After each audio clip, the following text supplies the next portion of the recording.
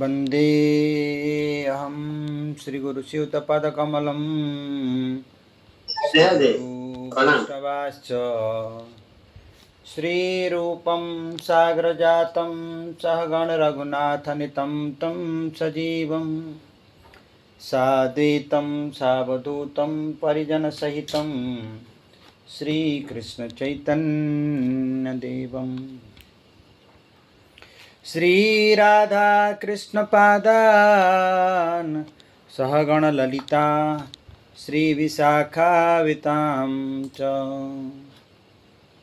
अज्ञानतिमिरान्धस्य ज्ञानाञ्जनशलाकया चक्षुरुन्मीलितं येन तस्मै श्रीगुरुवे नमः। गुरुब्रह्मा गुरुविष्णु गुरुदेव महेश्वरं गुरु साक्षात् परम ब्रह्म तस्मै श्री गुरुवे नमः।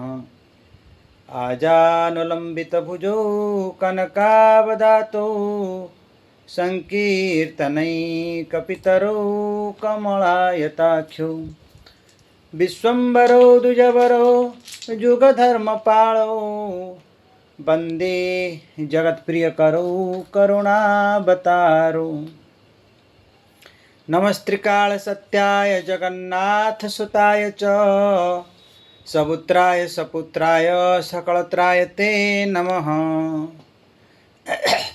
नमो ब्रह्मण्य देवाय गौ ब्राह्मण हिताय च जगद्हिताय कृष्णाय श्री गोविंदाय नमो नमः। हे कृष्ण करुणा सिंधु दीनबंधु जगत्पते गोपेश गोपिका कांत श्रीराधा कांत नमस्तुते। तप्त कांचन गौरांगी श्रीराधे वृंदावनेश्वरी वृषभानुसुते देवी त्वं नमामि हरिप्रिय। नीलांचल निवासाय नित्याय परमात्मने बलभद्र सुभद्राभ्यां जगन्नाथाय ते नमः।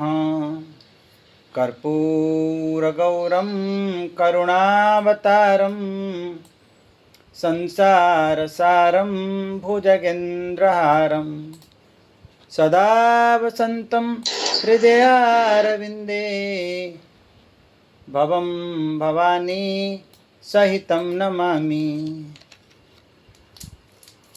वाञ्छाकल्पतरुभ्यश्च कृपा सिन्धुवेव च पतितानां पावनेभ्यो श्रीवैष्णवेभ्यो नमो नमः।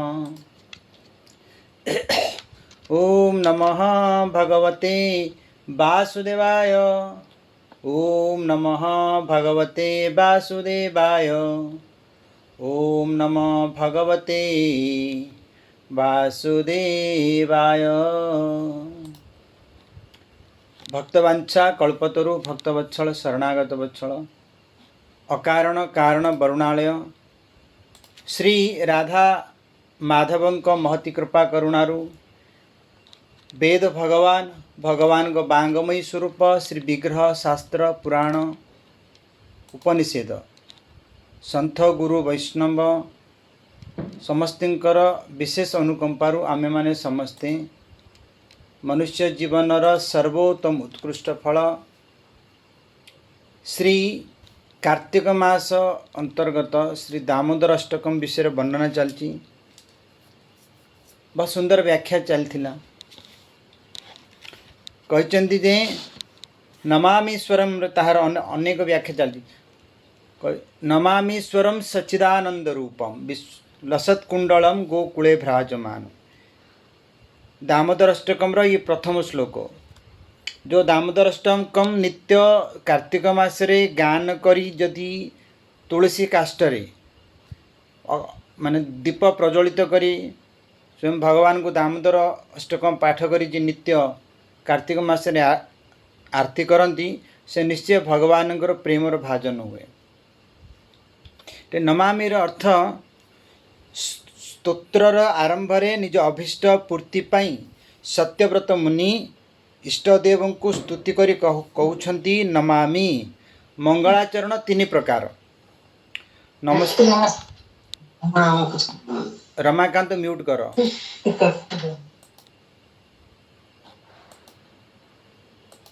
रमाकांत म्यूट कर। प्रथम है नमस्कार, द्वितीय है वस्तु निर्देश, तो तृतीय है आशीर्वाद। मुनि सर्वप्रथमे नमस्कार और वस्तु निर्देश करुछंती। नमामि शब्द द्वारा श्रीकृष्ण को नमस्कार करिछंती। नमामि ईश्वर, ईश्वर माने प्रथमे तो नमामि तापरे ईश्वर नमस्कार करुछंती ओ वस्तु निर्देशक कहउछंती।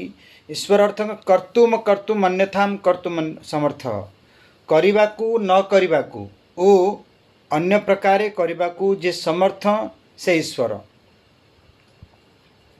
श्रीकृष्ण ईश्वर मानकर मध्य ईश्वर। यार प्रमाण श्री सुखदेव गोस्वामी श्रीमद् भागवत रे वर्णन करिसेंती। एते चांस कलह पुंसः कृष्णस्तु भगवान स्वयं, इंद्रारि व्याकुलं लोकं मूढ़यन्ति जुगे जुगे। कहते प्रथमे जो अवतार मानकर वर्णना करा जाइछि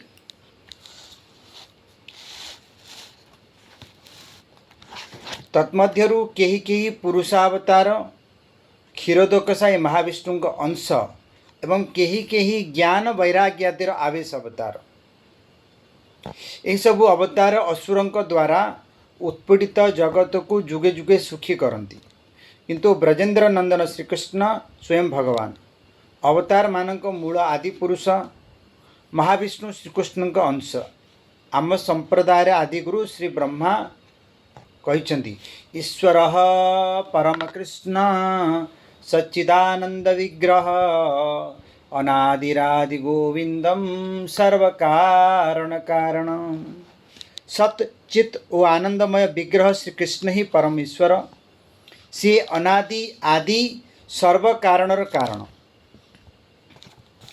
सच्चिदानंद कहते सच्चिदानंद सारा सारा जगतर वंदनीय परम ईश्वर श्रीकृष्ण ब्रजरे नंद बाबा को माँ जशोदा को और अन्य गुरुजन को वंदना करती। सखा मानक संगे खेल हारी गले मध्य अतीव आनंदित होती, खेल हारी गले मध्य अतीव आनंदित होती। से अईठा खाती एवं निजे अईठा से खुआती। गोपी मानक मेल बारंबार पराजित हेले मध्य निजको सौभाग्यवान मनती। रास समय ब्रज सुंदरी सहित रमण पाई इच्छा हेबारु श्रीकृष्ण सेमानकु डाकी थिले, किंतु गोपी माने तांकु डाकी नथिले। से श्रीकृष्ण सच्चिदानंद स्वरूप अर्थात सत चित और आनंद युक्त। सत अर्थात सत्ता, नवकिशोर नटवर स्वरूप तांको स्वाभाविक सत्ता।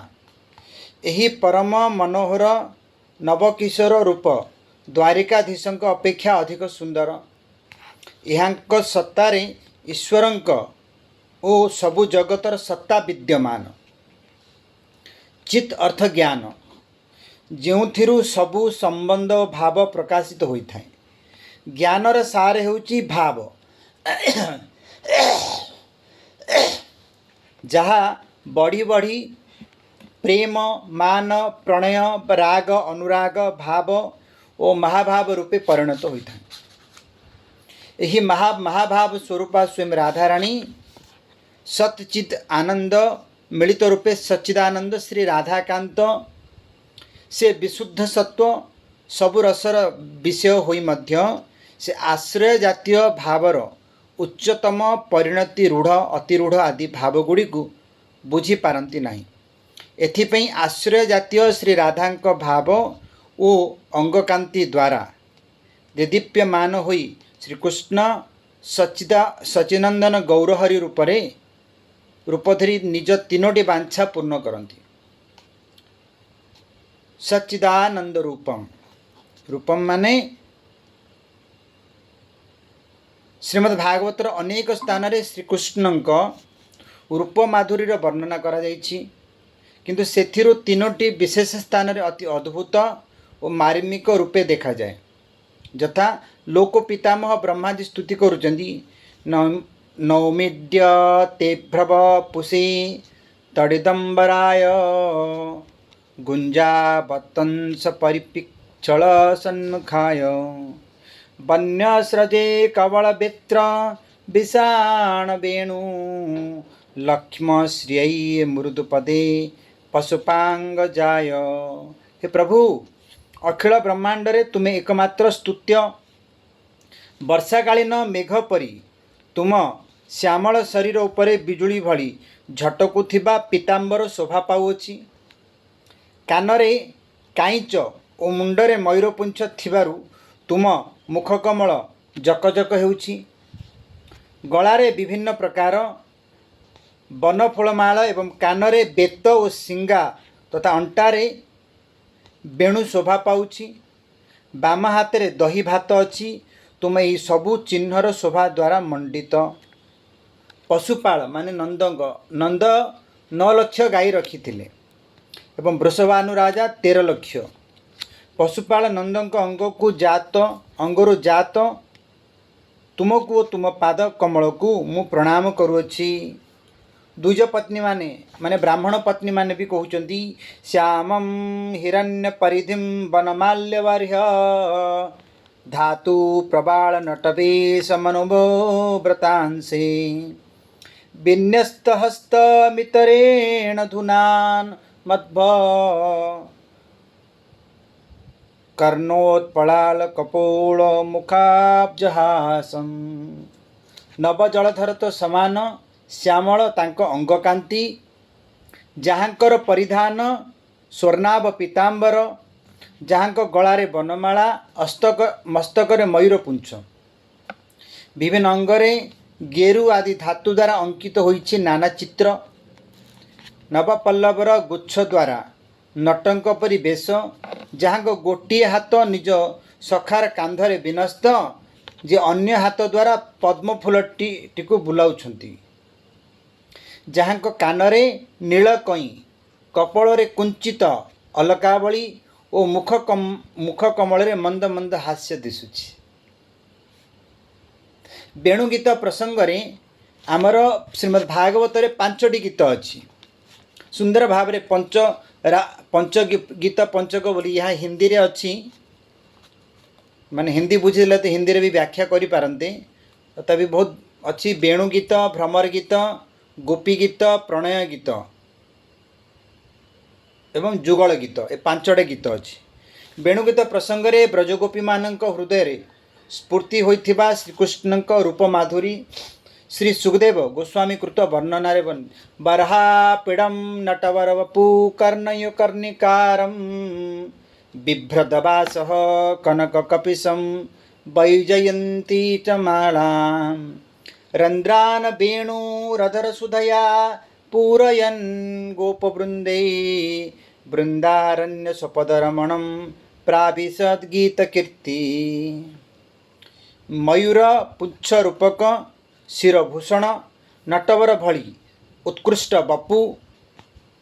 बपु माने शरीर माने जे नाटकले त्रिभंग लड़ी धारण करिसेंती।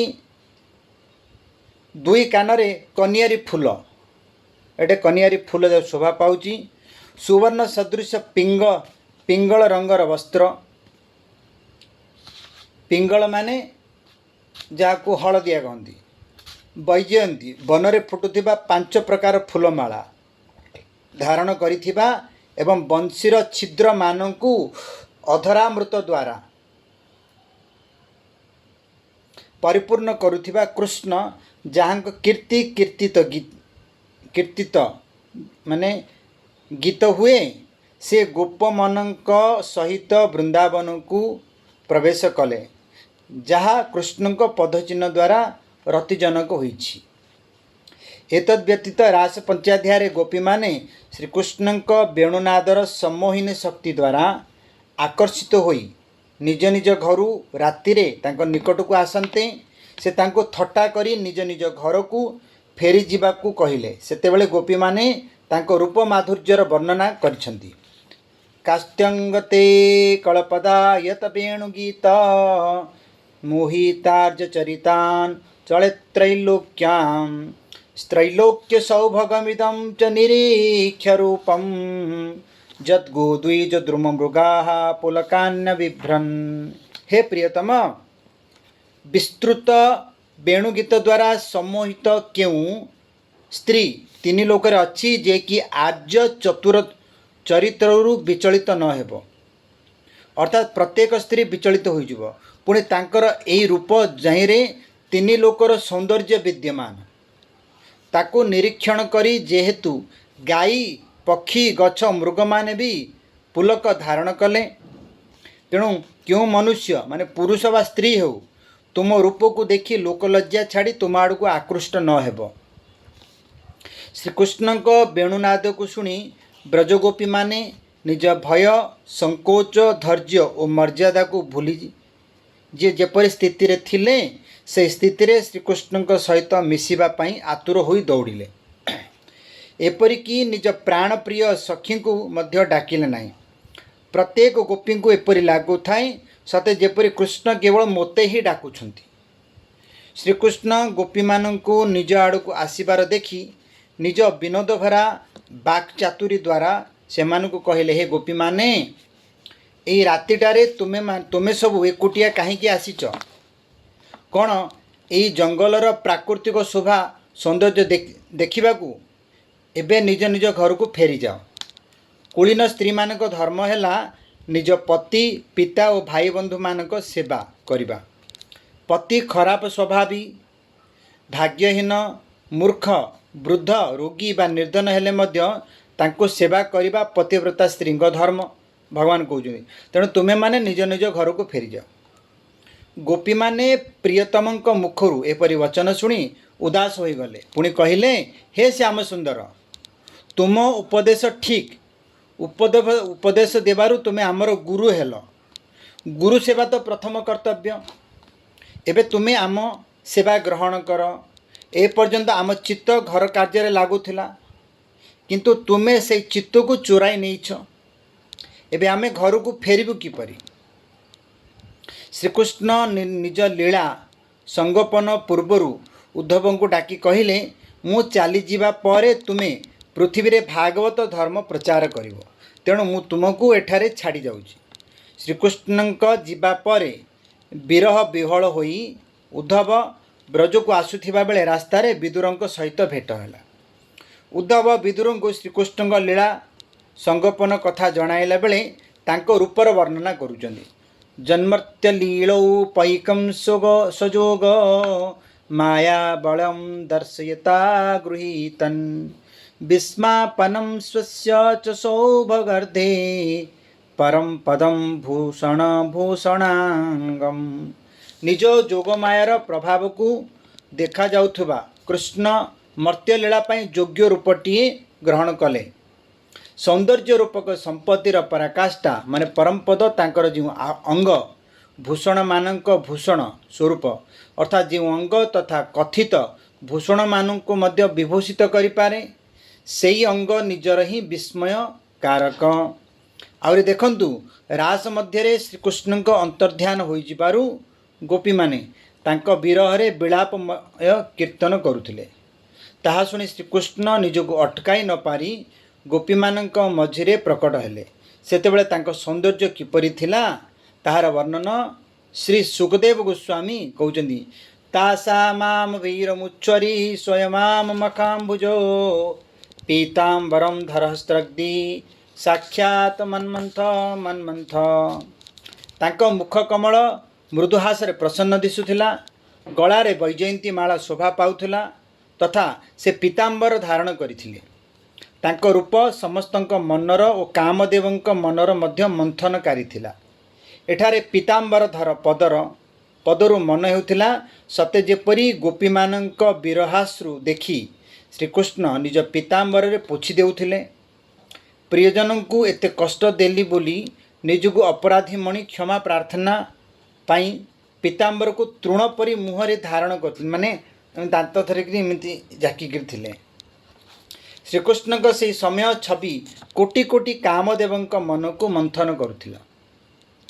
एठारे श्री सुखदेव गोस्वामी गोपी भाव में विभावित होई और निज बाह्य स्वरूप को भूली जाई श्रीकृष्ण सौरी शब्द प्रयोग करी कहले तुमे क्षत्रिय मानक भली कठोर तुम हृदय गोप मानक भली कोमल नुहे ता होई नथिले आम मानक छाड़ी जाई नथांत। श्रीकृष्ण निज असमर्थ्य रूप द्वारा गोपी मानक मध्यरे सबु शोभा को मंडन करी प्रकट हेले। गोपी माने कृष्ण प्रेम रे विभोर भगवान को सौंदर्यर छटा तांको परिकर मानक हृदयगत प्रेम हेतु होइथाए। परिकर जेते प्रसिद्ध हेबे तांको रूप माधुरीर प्रकाश मध्य सेते अधिक हेबो।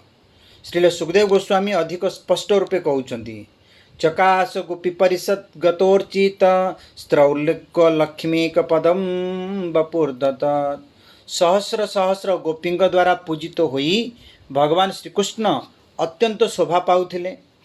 तीन काल रे जेते सौंदर्य प्रकाशित हुए ताहा सबु भगवान को बिंदु मात्र सौंदर्यर आभास मात्र से ही तार एकमात्र आश्रय। श्री नारायण को ठारे भी सौंदर्य अच्छी जहाद्वारा आकर्षित होई लक्ष्मी प्रत्यह तांको चरण से सेवुछंती किंतु श्रीकृष्ण रूप माधुरी स्मरण हेबा मात्रे मने मने भावुथांती रासरे तो प्रवेश अधिकारी मिलिबनी किंतु दूररू रासलीला दर्शन करी। यार तात्पर्य कौन?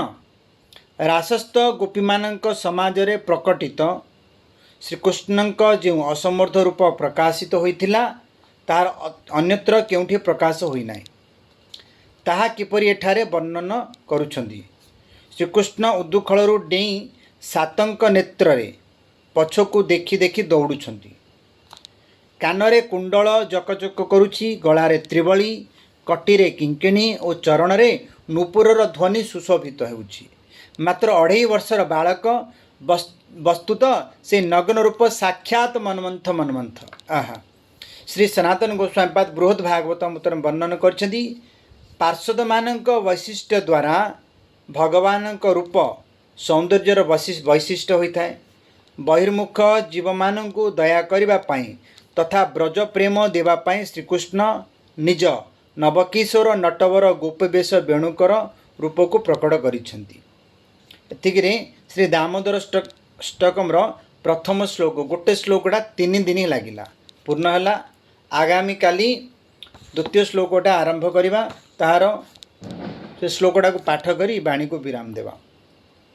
रुदन्तं मुहुर्नेत्रं जुगं व्रजन्तं कराम्बोजुग्मेन सातङ्कनेत्रं मुहुश्वासकं पत्रीरेखाङ्ककण्ठ